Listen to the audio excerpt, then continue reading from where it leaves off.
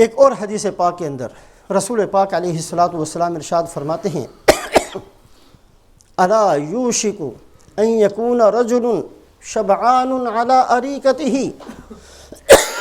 یقول علیکم بہذا القرآن فما وجدتم فیہ من حلال فأحلوه وما وجدتم فیہ من حرام فحرموه۔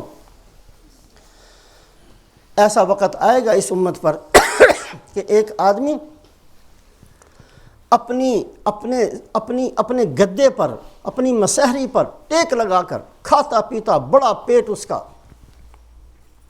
وہ یہ کہے گا اور بھائی صرف قرآن پر عمل کر لو، جو قرآن کے اندر ملے اس پر عمل کرو۔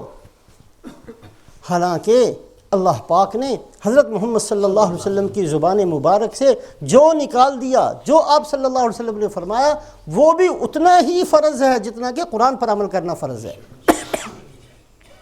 آپ صلی اللہ علیہ وسلم کے ارشادات اتنے ہی اہم ہیں جتنے کہ قرآن کے اندر اللہ کے بیان کردہ احکامات اہم ہیں، اس لیے کہ وحی وہ بھی وحی ہے، وہ وحی کی تلاوت ہوتی ہے جو قرآن بن گیا، اللہ نے اس کو قرآن بنا دیا، اور جو آپ صلی اللہ علیہ وسلم فرماتے ہیں وہ بھی وحی ہے۔ وما ينطق عن الهوى ان هو الا وحی یوحى۔ رسول پاک علیہ السلام کی زبان مبارک سے جب بھی کوئی کلمہ نکلا ہے وہ اللہ کی وحی ہوتی تھی، پھر نکلتا تھا۔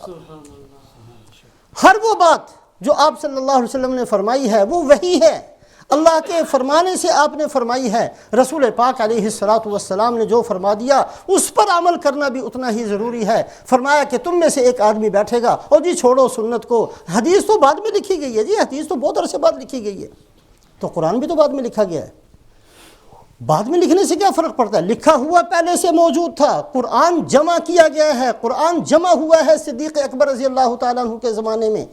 ہم لوگ شاید یہ سمجھتے ہوں کہ لکھنے کا مطلب یہ ہے کہ بیٹھ گئے اور لکھا، اچھا بھی بتاؤ کیا لکھیں، ایسا یہ ہے، یہ نہیں ہے لکھنے کا مطلب۔ قرآن پہلے سے لکھا ہوا موجود تھا، کسی کے پاس سورہ فاتحہ تھی، کسی کے پاس سورہ بقرہ تھی، کسی کے پاس سورہ تحریم تھی، کسی کے پاس سورہ طلاق تھی، کسی کے پاس سورہ مؤمنون تھی، کسی کے پاس کوئی صورت، کسی کے پاس کوئی صورت۔ حضرت ابو بکر رضی اللہ تعالیٰ عنہ کے زمانے میں قراء کو جمع کیا کہ ان سب کو اسی ترتیب سے لکھ دو جس ترتیب سے رسول پاک علیہ السلام نے سکھایا۔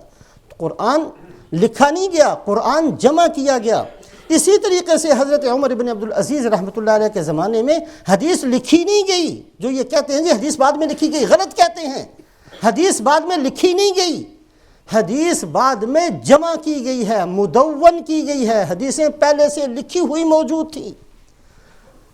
لیکن ہر صحابی جو آپ صلی اللہ علیہ وسلم سے سنتے تھے، جو لکھنے والے صحابہ تھے وہ لکھ لیتے تھے، ذخیرے موجود تھے۔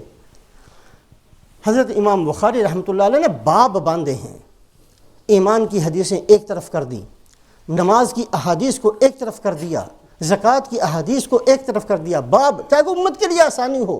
یہ نہ ہو کہ بھی نماز کے بارے میں کوئی حدیث تلاش کرنی ہے تو پوری بخاری شریف پڑھو گے تو سمجھ میں آئے گی، ایسا نہیں، باب باندھ کر، چیپٹر باندھ کر ان کو جمع کیا ہے، مدون ہوئی ہے۔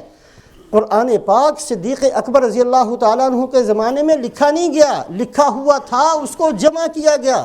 اسی طریقے سے حدیث پاک لکھی ہوئی تھی، اس کو حضرت عمر بن عبدالعزیز رحمۃ اللہ علیہ نے محدثین کو جمع کر کے ان کو جمع کیا ہے، مدون کیا ہے، اور اس ترتیب سے امام بخاری رحمۃ اللہ علیہ نے اپنی شرائط بنائی، اس کے حساب سے بخاری شریف لکھ دی، امام مسلم رحمۃ اللہ علیہ نے اپنی شرائط کے حساب سے کتاب لکھی، امام ترمذی نے اور امام ابن ماجہ نے، امام نسائی نے، امام ابو داود نے، ان سب نے اپنے اپنے حساب سے ان احادیث کو جمع کیا۔ یہ فتنہ انکار حدیث، بعض دفعہ اس طرح کی باتیں کر کے اگر یہ بات پہنچتی ہے انکار حدیث تک تو اس بات کو یاد رکھیں کہ یہ کفر ہے۔ اگر بندہ جی صرف قرآن پر عمل کر لیں، حدیث کو رہنے دیں، اگر یہ بات پہنچا دے کسی کو انکار حدیث تک تو یہ بندہ کفر تک پہنچ جائے گا، اور اگر یہ بات پہنچا جائے استخفاف حدیث تک، بھی حدیث ہے تو صحیح، ہاں ٹھیک ہے جی ٹھیک ہے، اتنی بھی ضروری نہیں ہے، اس کو کہتے ہیں استخفاف۔ اگر انکار کر دیا تو کفر ہو گیا، اگر استخفاف تک بات پہنچی ہے، جی ہاں حدیثیں ٹھیک ہے جی ہم مانتے ہیں، سب حدیثوں کو مانتے ہیں، لیکن میری شکل کے اندر وہ حدیث نظر نہیں آئے گی، میرے کاروبار میں وہ حدیث نظر نہیں آئے گی، میری زندگی کے اندر وہ حدیث نظر نہیں آئے گی، میری اپنی ساری زندگی گزری ہے، وہ حدیث ہم جی سنت یہ کوئی بات نہیں، سنت ہو گیا نہیں تو نہ سے کوئی بات نہیں. یہ ہے استخفاف. اگر استخفاف ہے سنت کا تو اس بندے کی گمراہی میں کوئی شک نہیں، اور اگر انکار ہے سنت کا تو اس بندے کے کفر میں کوئی شک نہیں. تو رسول پاک علیہ السلام نے یہ بات اس زمانے میں فرمائی تھی جبکہ صحابہ اکرام رضوان اللہ علیہم اجمعین آپ صلی اللہ علیہ وسلم کے اشاروں پر جان دینے والے تھے. تصور نہیں تھا کہ ایسا بھی وقت آئے گا کہ ایک آدمی کلمہ بھی پڑھے گا اور کہے گا حدیث کی ضرورت نہیں ہے.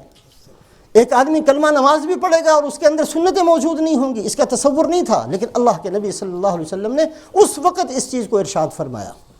تو رسول پاک علیہ السلام کے جو خطبات اور ارشادات ہیں اس میں ایک بہت وسیع باب ہے. آنے والے احوال کو اللہ کے نبی صلی اللہ علیہ وسلم نے بیان کیا. سیرت طیبہ کا بہت اہم قسم کا ایک باب ہے.